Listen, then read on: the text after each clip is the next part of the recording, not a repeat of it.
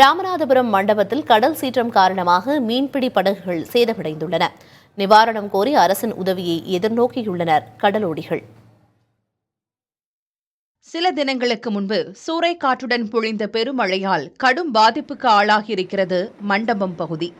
15க்கும் மேற்பட்ட விசை படகுகள் சேதமடைந்து தரைத்தட்டி ஒதுங்கியுள்ளன. மேலும் கடலில் நிறுத்தி வைக்கப்பட்டிருந்த படகுகள் ஒன்றோடு ஒன்று மோதி சேதமடைந்தன. அந்த படகுகளை சீரமைக்க முடியாமல் தவிக்கும் மீனவர்கள் தங்கள் வாழ்வாதாரத்துக்கு ஆபத்து வந்துவிட்டதாக அஞ்சுகின்றனர். ஒரு படகுக்கு 2 முதல் 6 லட்சம் ரூபாய் வரை செலவு செய்தால் மட்டுமே படகுகளை இயக்க முடியும் என்ற சூழலுக்கு தள்ளப்பட்டுள்ளதாக கூறுகின்றனர் மீனவர்கள்.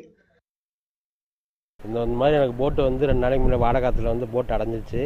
அதனால எனக்கு நிதி உதவி நான் இப்போ ரொம்ப என்னுடைய என் நிலைமையே ரொம்ப கஷ்டமாக இருக்குது. கடன் வாங்கி தான் நான் மீன் கடல் தொழிலில் பார்த்துக்கிட்டு இருக்கேன். நான் கடன்காரங்களாம் என்னை இது பண்ணுறாங்க.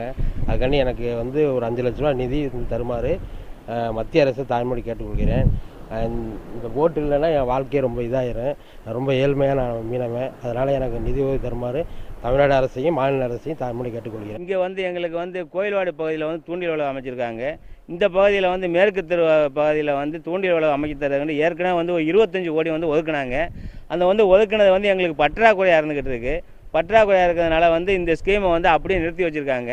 மேலும் இதுக்குள்ளான அதிகமான அமௌண்ட்டுகள் போட்டு இந்த தூண்டில் வலையை எங்களுக்கு முழுமையாக போட்டு தரும்படி கேட்டுக்கொள்கிறோம். இது போட்டால் தான் எங்களுடைய வாழ்வாதாரம் ரொம்ப பாதிக்கும். இல்லைன்னா வருஷம் இது போக ரொம்ப எங்களுக்கு பாதிப்பாங்க. 30-35 வருஷமாக எங்களுக்கு இந்த மாதிரி நிலைமையில் வந்ததில்லை. இந்த மாதிரி வெள்ளங்கள் கடுமையாக ஏறினதில்லை. இந்த வருஷம் தான் உங்களுக்கு ஏறி இருக்கு.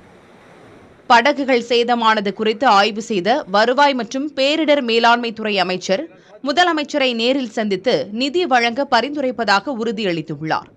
புதிய தலைமுறைக்காக ஒளிப்பதிவாளர் வினோத்குமாருடன் செய்தியாளர் ஆனந்தன்.